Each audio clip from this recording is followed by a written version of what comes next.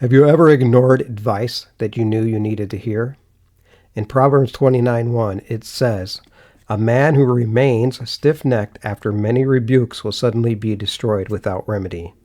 Now, the modern interpretation of that, stiff-necked is stubborn. A man who continues to ignore solid advice will be destroyed without remedy. We have many avenues of good advice nowadays. You have mentors, you have the Word of God, and if you continue to ignore that, you're going to be destroyed. Think about a car. Think about a check engine light. If you ignore that check engine light for too long of a time, eventually, if it's a serious problem with your engine, if you never have it checked out, you'll never know. It could be as simple as an O2 sensor, or it could be a serious problem with your engine, and if you never have it checked out, eventually your engine might seize, and then your car will be destroyed. It may not run again, or you'll have to spend a lot of money getting it running again. And all you had to do in the beginning was take the advice. Hey, the check engine light is saying, hey, there's a problem here. You need to have this checked out.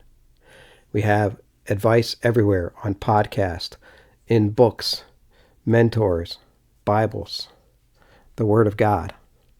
If you're given advice that you know you need to heed to because it's like, hey, you need to spend more time with God. You need to spend more time in the Bible.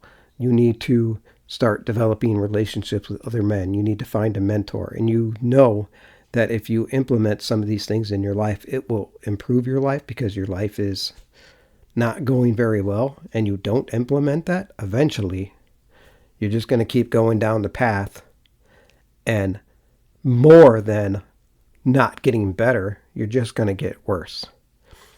A message that changed my life 6 years ago was, if you're not growing, you're dying. I thought I was fine just being stagnant. But stagnant is not enough. If you're not growing, you're dying. So ask yourself, am I being stubborn? Am I ignoring advice? Or can I just not do it? Paul says the things that I want to do, I don't do, and the things that I don't want to do, I do. But that doesn't mean that it's okay to do that. It's hard, but you have to make decisions. You have to take action. Be bold, be strong. That is how you become a better man. You pay attention to the advice that you're given, and you start implementing it into your life. Stay strong, stay valiant, keep forging your path, and be blessed.